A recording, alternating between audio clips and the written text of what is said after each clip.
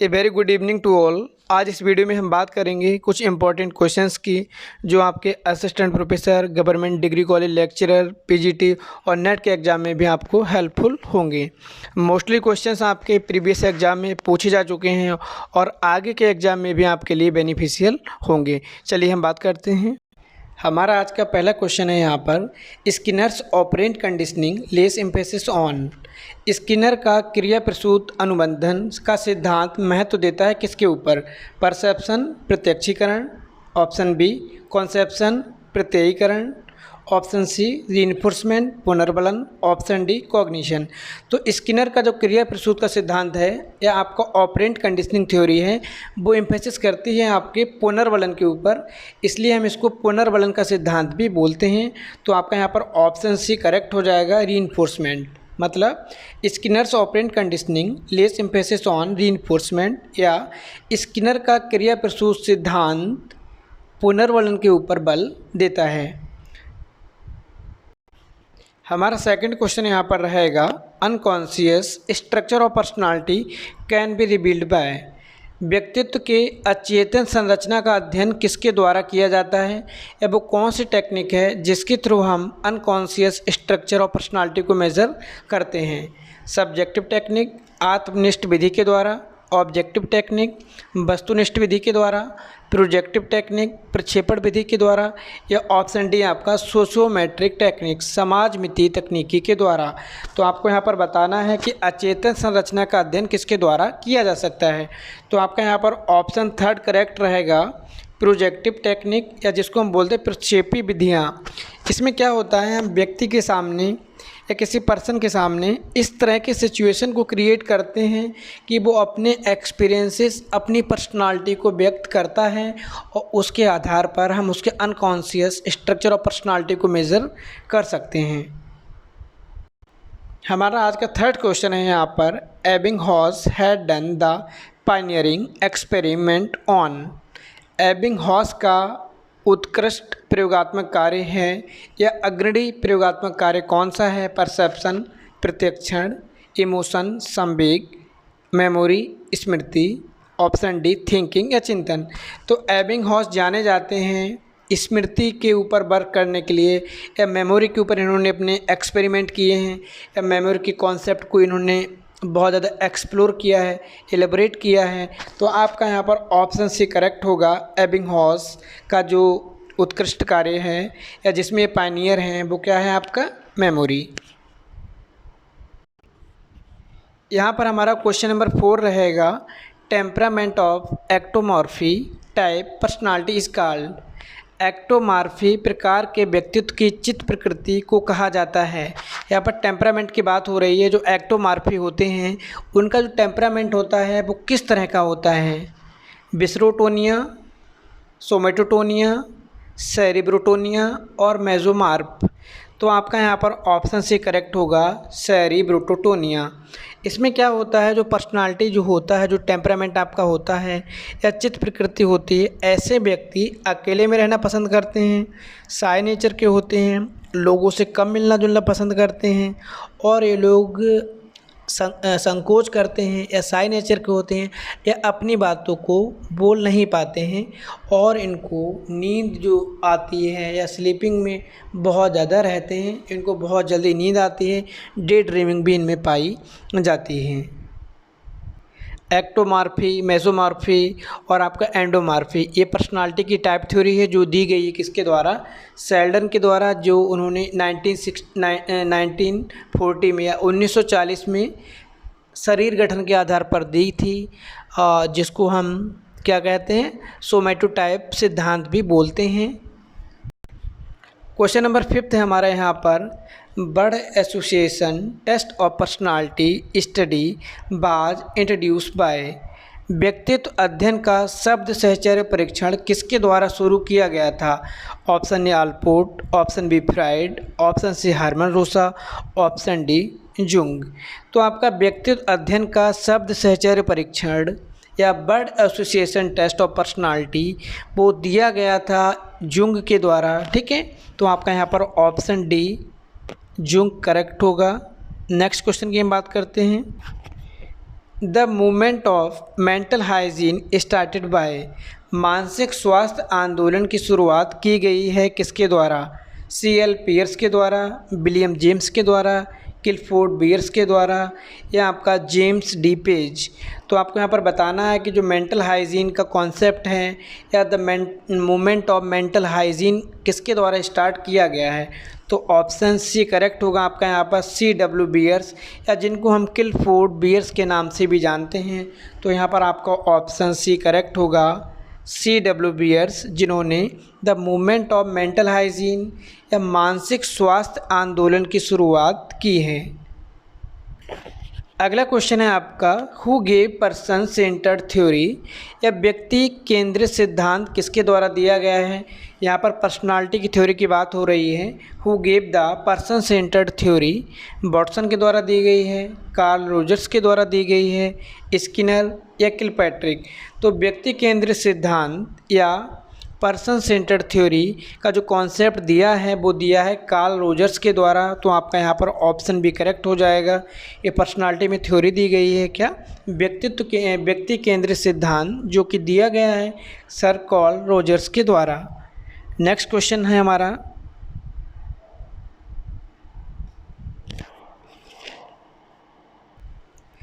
Anything which evokes a response in the organism is called, किसी जीव में प्रतिक्रिया का आवाहन कौन करता है, या किसी भी जीव को कौन सी ऐसी चीज़ होती है जो उसको रिएक्शन करने के लिए उत्साहित करती है। स्टिमुलस, उद्दीपक, थिंग, वस्तु, सिचुएशन, स्थिति, इंसिडेंस, घटना। तो किसी भी व्यक्ति को किसी भी जीव में जो प्रतिक्रिया होती है या रिस्पॉन्स होते हैं या रिएक्शन होते हैं वो स्टिमुलस के थ्रू करते हैं, उद्दीपक के थ्रू करते हैं। जब उनके सामने हम कोई स्टिमुलस रखते हैं, कोई उद्दीपन रखते हैं या उद्दीपक रखते हैं, तो उसके द्वारा उनका जो बिहेवियर होता है, उनके जो रिस्पॉन्स होते हैं, उनके अंदर जो रिएक्शन होते हैं वो उत्पन्न होते हैं। फॉर एग्ज़ाम्पल, थॉर्नडाइक ने जब बिल्ली को पिंजरे में बंद किया था तो उसके सामने क्या था, मछली के टुकड़े को लटकाया। जो मछली का टुकड़ा वहाँ पे होता है वो क्या होता है, स्टिमुलस होता है। उस टुकड़े को देखने के बाद में जो बिल्ली होती है वो अंदर रिस्पॉन्स करने लगती है।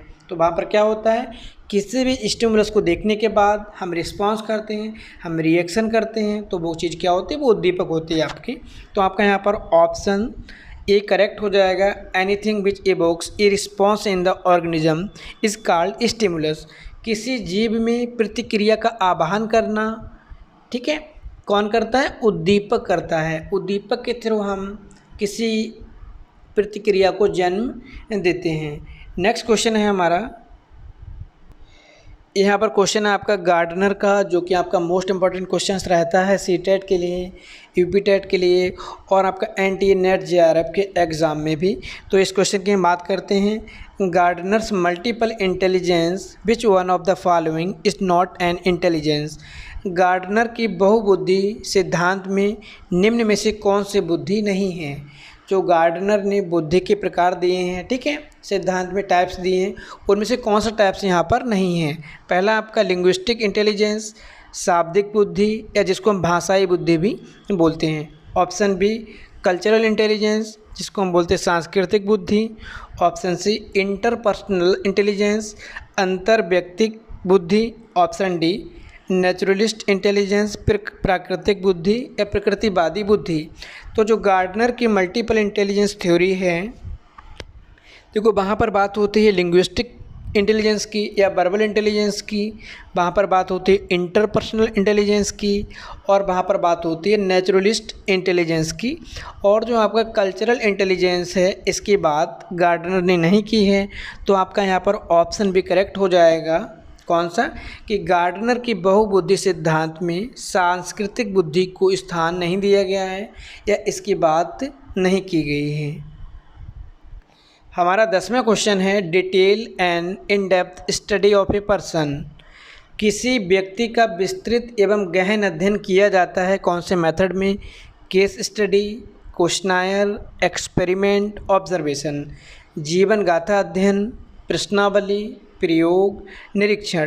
देखो जब हम बात करते हैं इन डेप्थ स्टडी की, बहुत ज़्यादा डीपली स्टडी किस में की जाती है, डीपली स्टडी की जाती है किसी भी व्यक्ति की केस स्टडी में यहाँ पर हम बच्चे के डेवलपमेंटरी फेज, उसके फैमिली बैकग्राउंड, उसके एजुकेशनल बैकग्राउंड, उसके सोशल बैकग्राउंड, उसके इमोशनल बैकग्राउंड, प्रत्येक एस्पेक्ट को हम यहाँ पर जानते हैं। उसके थ्रू हम बच्चे को ऑब्ज़र्व करते हैं और रिज़ल्ट देते हैं। तो यहाँ पर जो आपका बहुत ज़्यादा डीप स्टडी होती है किसी भी पर्सन की, वो होती है आपकी केस स्टडी में।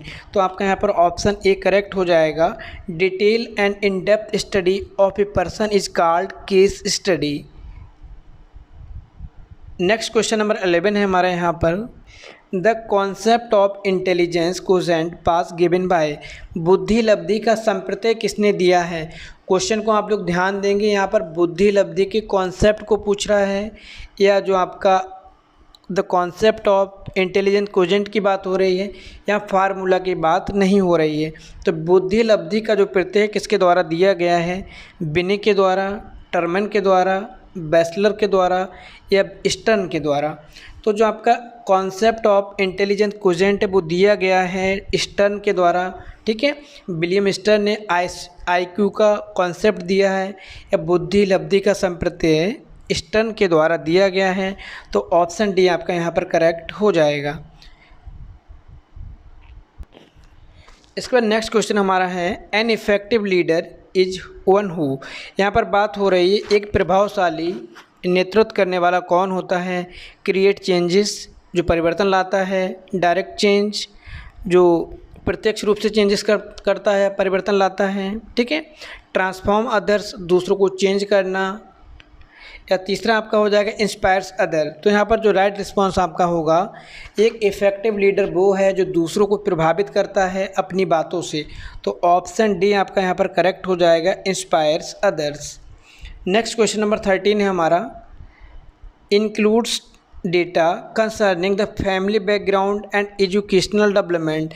इस क्वेश्चन को जस्ट अभी हम थोड़ी देर पहले रिपीट भी किए हैं, बताया भी गया है आपको। तो आपको बताना है पारिवारिक पृष्ठभूमि तथा शैक्षिक विकास से संबंधित डेटा या आंकड़े किस में शामिल किए जाते हैं। Case study, general behaviour, genetic approach, adequacy. तो आपका यहाँ पर राइट रिस्पांस होगा केस स्टडी। केस स्टडी में क्या होता है, देखो केस स्टडी आपका एक क्वालिटेटिव रिसर्च मेथड है जो इन्वॉल्व करता है क्या, investigating research problem in real life. जो व्यक्ति से संबंधित हम यहाँ पर शोध करते हैं, उसके बारे में डीपली जानते हैं और इसको हम बोलते हैं क्या, केस स्टडी को। केस स्टडी को हम बोल सकते हैं in depth study of singular person या सिंगुलर केस। एक सिंगल केस को बहुत ज़्यादा डेप्थ में उसको जानना, उसके बारे उसके अंदर क्या प्रॉब्लम्स हैं, उन प्रॉब्लम्स को कैसे हम दूर कर सकते हैं, वो केस स्टडी में आपका आता है। और क्या होता है, includes data regarding the family. इसमें फैमिली के थ्रू डेटा लेते हैं, एजुकेशनल बैकग्राउंड को भी इंक्लूड करते हैं। क्वेश्चन नंबर 14 की हम बात करते हैं। Which educational psychologist believe in the fact that all children have the potential to learn. किस शिक्षा मनोवैज्ञानिक के द्वारा क्या बताया गया है, विश्वास किया गया है कि सभी बच्चों में सीखने की क्षमता होती है। Option A Maria Montessori, option B Herbert, option C John Dewey, option D Froebel. तो आपका यहाँ पर राइट रिस्पॉन्स होगा फ्रोबेल। ये फ्रोबेल का स्टेटमेंट है कि सभी बच्चों में सीखने की क्षमता होती है या all children have the potential to learn. Question number 15 की हम बात करते हैं यहाँ पर। An example of a developmental disorder. यहाँ पर विकासात्मक डिसऑर्डर, ठीक है, डेवलपमेंटल डिसऑर्डर क्या है। ADHD, dyslexia, mental retardation, autism spectrum disorder. तो आपका यहाँ पर राइट रिस्पॉन्स होगा ऑटिज्म स्पेक्ट्रम डिसऑर्डर। देखो ऑटिज्म डिसऑर्डर क्या होता है आपका, या ऑटिज्म स्पेक्ट्रम डिसऑर्डर होता है is a developmental disorder that affects communication and behaviour and interaction with other people. यहाँ पर जिसके अंदर ये प्रॉब्लम होती है आपकी ऑटिज्म स्पेक्ट्रम डिसऑर्डर, तो ये आपके 0 से 2 ईयर में ही आप उसको आइडेंटिफाई कर लेते हैं। यहाँ पर बच्चा क्या होता है, उसका जो बिहेवियर होता है वो अपने तक ही होता है, वो दूसरों से बातचीत नहीं कर पाता है और उसका जो कम्युनिकेशन होता है, संप्रेषण होता है, बहुत ज़्यादा वीक होता है। क्वेश्चन नंबर 16 की हम बात करते हैं। The first individual who tried to teach children with intellectual and developmental disabilities was, वो पहला व्यक्ति कौन सा है जिसने प्रयास किया था पढ़ाने का, किसको, जो बौद्धिक रूप से कमज़ोर था, इसके साथ साथ में डेवलपमेंटल डिसेबिलिटी विकासात्मक रूप से भी अक्षम था। तो इटार्ड, बिनी, गैलुडेट, मॉन्टेसरी।